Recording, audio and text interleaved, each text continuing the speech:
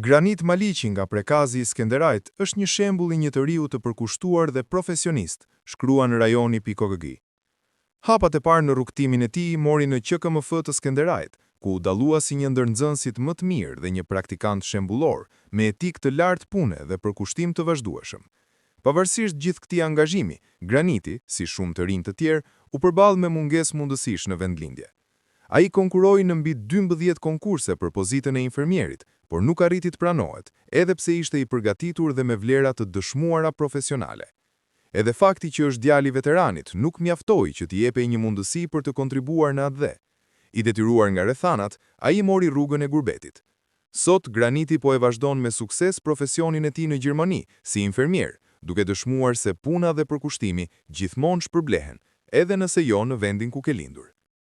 I akuzuari për vrasjen e Liridon Ademajt, Granit Plava, ka nisë dhënien e mbrojtjes së tij.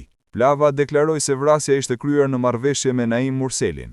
Ai deklaroi se Naim Murseli i ka kërkuar atij të marrë përgjegjësinë për vrasjen e bashkëshortes së tij dhe i kishte ofruar pagë 1300 euro në muaj dhe një veturë G-klas për ta kryer vrasjen.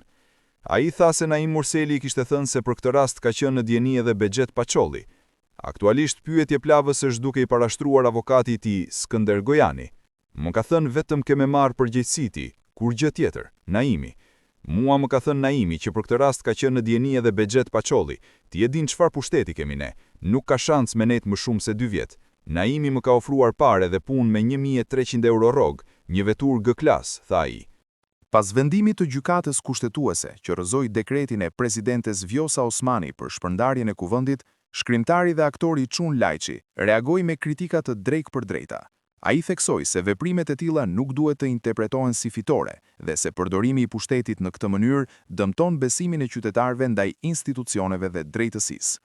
Lajçi shtoi se situata pasqyron pasojat morale dhe institucionale të vendimeve që prekin funksionimin normal të shtetit dhe transparencën e pushtetit, duke nënvizuar rëndësinë e respektimit të ligjit dhe të drejtësisë në ruajtjen e besimit qytetar, përcjell bota sot. Shkrimi i plot. Mos ofendoni, se do t'ju bllokoj. Jo, mos thirr për kuvend, thirr për shkarkimin tënd. Mos më thoni se po tallem me një zyrtare të nalt. Jo, unë po tallem me veten teme, me dashnin teme ndaj shtetit tem, sepse Kosova del mirë vetëm kur duket mirë presidentja, e presidentja, kokorrosh, ec rrugëve të shtetit tu e buzëqesh e tu e fol popullorçe. S'po dun me mba presidente. Jo. Mos me akuzoni për tallje, se unë po tallem veç mbasi ajo e talli veten, pasi e përdhosi ligjin që duhej me mbrojt, e për ligji shkeljen, e la parlamentin paza, e mbi të gjitha u zgërdhy. Kur ma e lumtun s'kam qenë. Mos po rrej, e kush është ma i rrezikshëm se ai që gabon e gëzohet me gabimin e vet. Unë e kam dasht aq shumë sa kam shkruar dikur.